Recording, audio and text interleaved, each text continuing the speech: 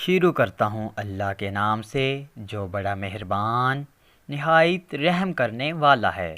صلی اللہ علیہ وآلہ وسلم۔ تمام دوستوں سے گزارش ہے کہ درود پاک پڑھ لیجئے۔ غربا کی قربانی۔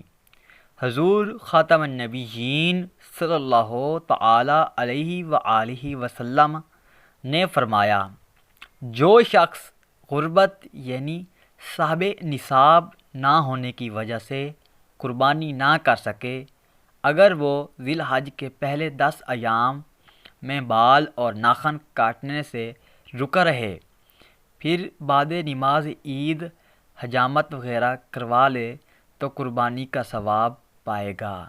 سبحان اللہ، سبحان اللہ۔